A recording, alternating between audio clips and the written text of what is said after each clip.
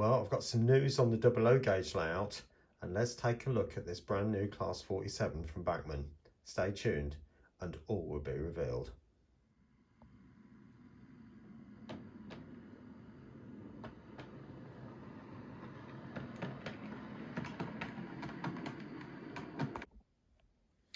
Well, good evening everyone, and welcome back to Piccadilly Sidings. Yes, the double O gauge layout, and I have some news.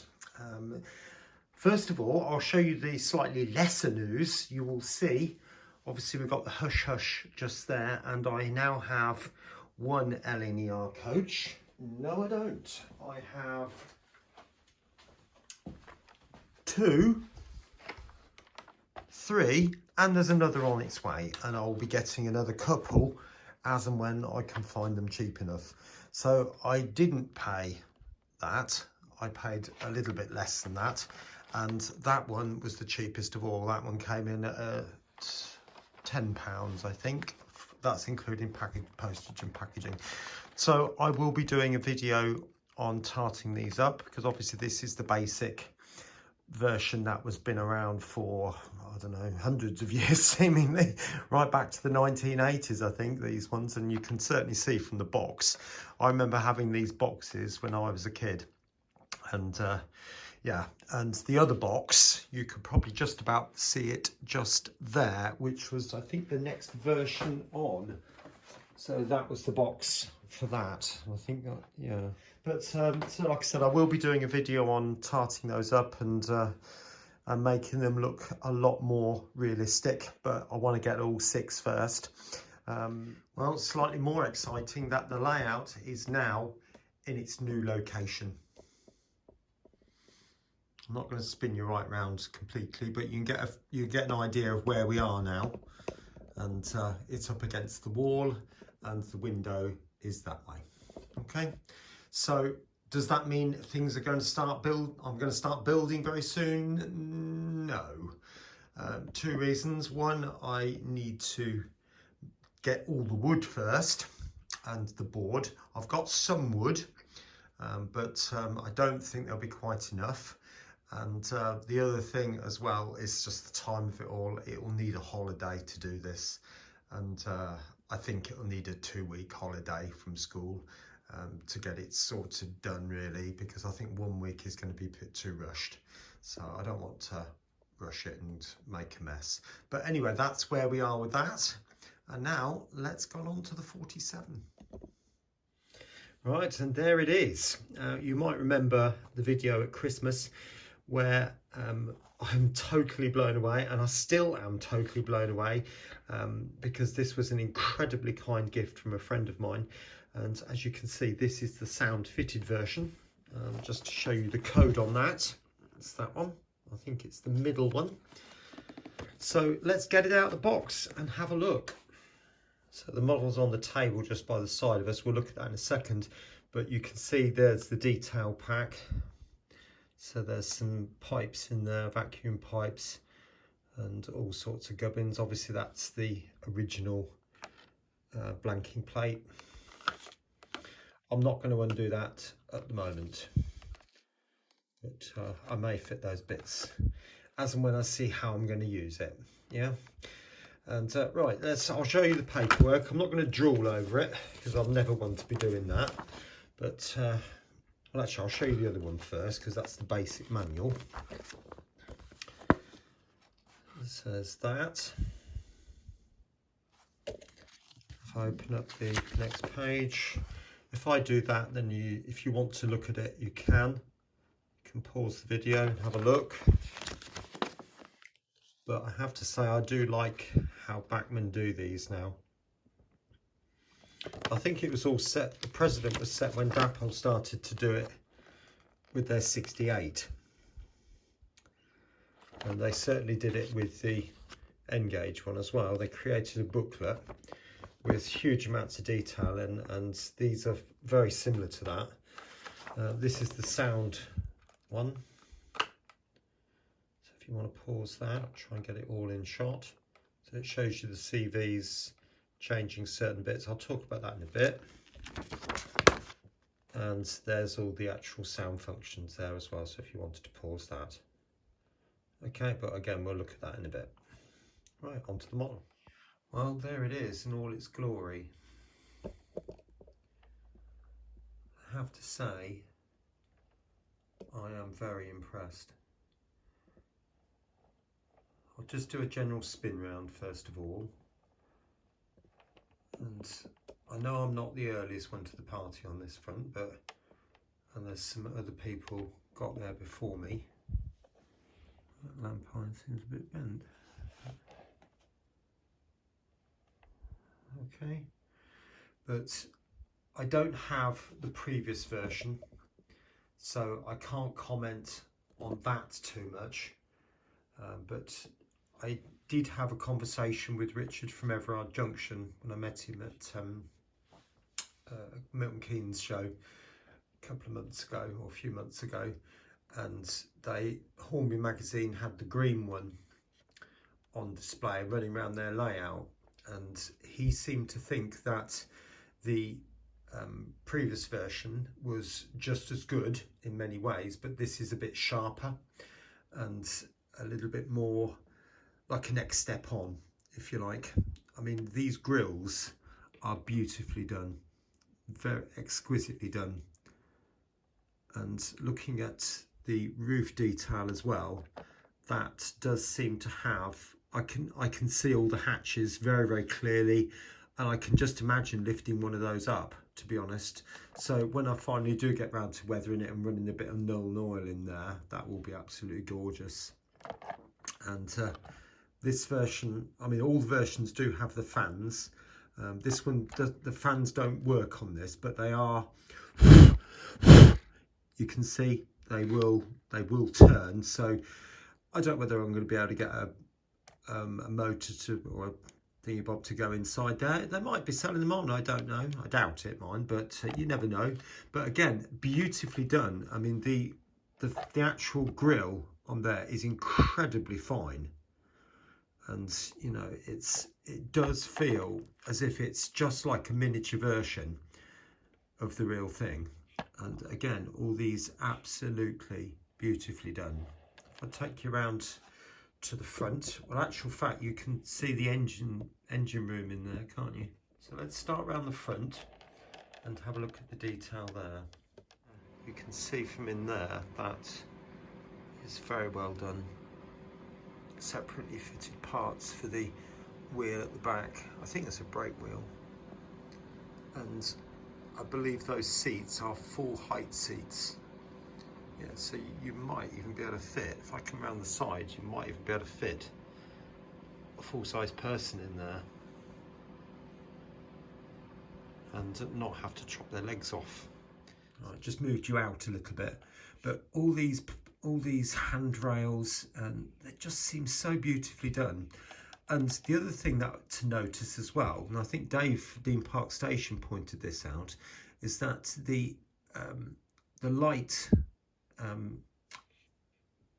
bars, I'm not sure quite what you call them now, where you put a red light or a white light, they're actually connected now to the buffer beam and not to the body, which is a lovely touch, which is what the real locomotive is like. So everything there is just so beautifully done. It's so fine, so fine. And these very large oleo buffers, and again, I remember the old Hornby one, and the buffers were just far too small, and I ended up cutting out some circles of card very badly, I might add, as you do when you're a kid, and you know, stuck them on. I think I ruined the model, but to me it was amazing. But this actually is, I mean, those bogies just look absolutely stunning. I can see all the springs right inside there, absolutely beautiful. And the pipework coming down here, and I think there are different versions of this as well for the different models. So you obviously, these battery boxes on a 47 are different according to the different whether it's 47.1, 47.3 or 4, whatever it might be. I think the battery boxes are very different. I mean, I used to have 47.6, I think it was, and it used to have 2 either side with a gap in the middle. I think they were long range fuel tanks. Right, let's have a look on the track and we'll start her up and see what she sounds like.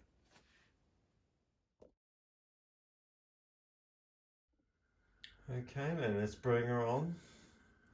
You can get an idea of how she's running. Right, slow, bring her on really slow so you get a flavour of the slow speed performance.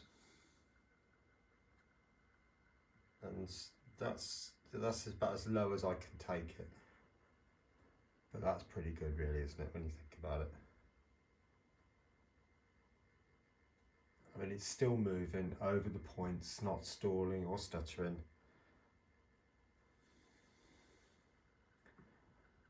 That is doing very, very well. Well, I have to say, I think this 47 from Bachmann is probably amongst the best locos I've ever had. Pretty much everything else has needed something doing to it. Usually because it's either keeps stopping, stuttering on the points, or there's been a problem with the decoder or something, or bits keep falling off it, or whatever. I mean, with the hush, excessive amounts of running in, you know, all sorts of things like that. But with this, all I've done is installed it on the Z21 and run it in. That's it. Anyway, let's have a look at, well, you've seen it running slowly. I don't really need to show you it running fast. It works, you know, so you can get the idea of what I'm saying now. So let's start it up and have a look at this and have a listen to the sounds. Now I'm going to do a failed start first. So I've just pressed number 1 and I've just turned it off again.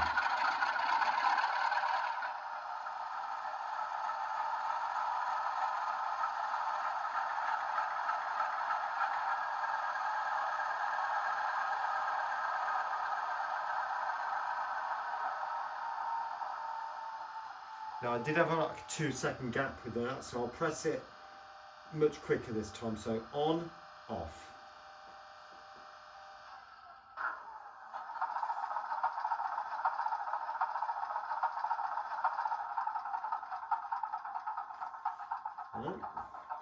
Right, I'll go for the full start this time.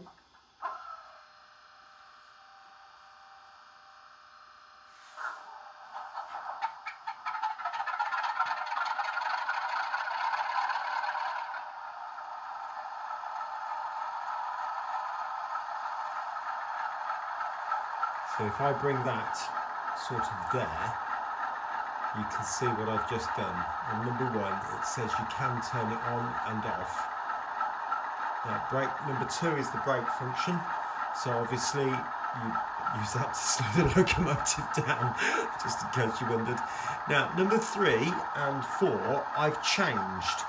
The standard horn, there was a long horn and a short horn, as you can see just there. Okay, but what I've done now with the option in the manual, you can change the CVs. So what I've done, here we go, on the back of this one again. Forgive me from sort of showing you up here, but you can change it so that you can have the default horns, which is pretty much, you know, the standard. Or you can change it to these single ones. So you can have a low horn and a high horn. So this is the low, and you can have it, I've done it so that you touch and you can have it as long as you like.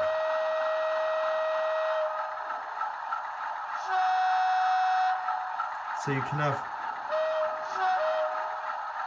and it works, you know. So that's by changing, I think it was number 1 that I've done, but it could equally be number 2, but I'm not totally sure, I can't remember. But you can see, you can change the couplings as well, just down here, by changing the default CV number, CV164. I think I've left mine as the default, but you can also change all sorts of bits. Yeah, so it's well worth having a look at this particular sheet if you do get one. Right, let's listen to some of the other things. Incidentally, it's got a lock sound version 5 in it with a Plex 22 decoder, just in case anybody wondered. Now, I've just played you the horns, the whistle. Now, you do seem to get a bit of a horn blast after it as well, and you do tend to get 2.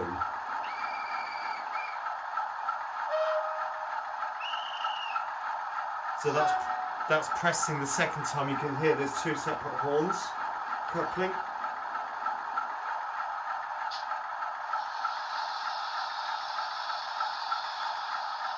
Cab lights either end.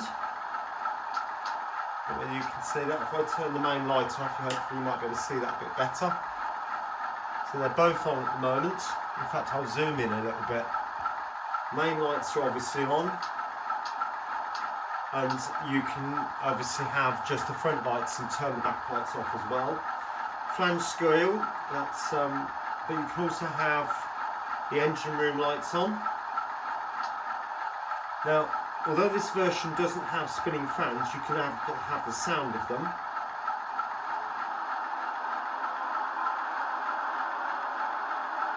So that is still quite nice. And at some point I might investigate seeing if Bachmann will sell me the servo motor. I might. You never know. AWS. And the bell. Number 20 is which turns the lights off. So that you can turn the backlights off one independently. So there's like a front and a back, if that makes any sense whatsoever. So if I press number 20, I'm turning this end off. If I press 21, I'm turning that end off. So it's not automatic like it is on the DAPOs, but you have to do it manually. Air dump. Okay. Driver's door. Spirex valves. You might be able to hear those. I'll turn the sound off in a minute. You can hear the Spirex. Right, let's see her moving, shall we? Now, before anybody says anything, I know you don't see a 47 with teaks and birdcage coaches very often, just in case you wondered. That's all I've got.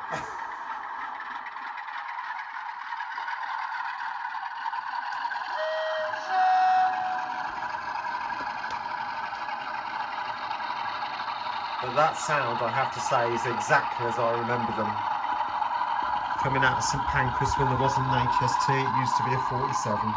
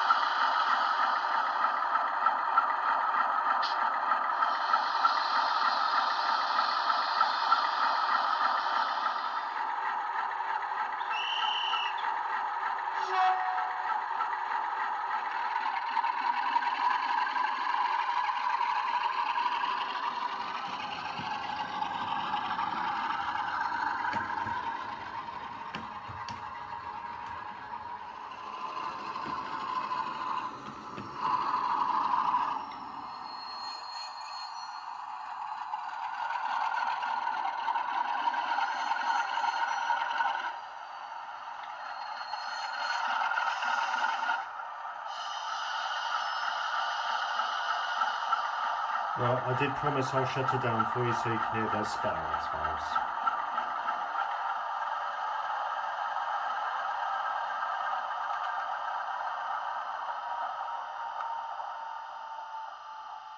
And of course it's just a ticking sound, there you go.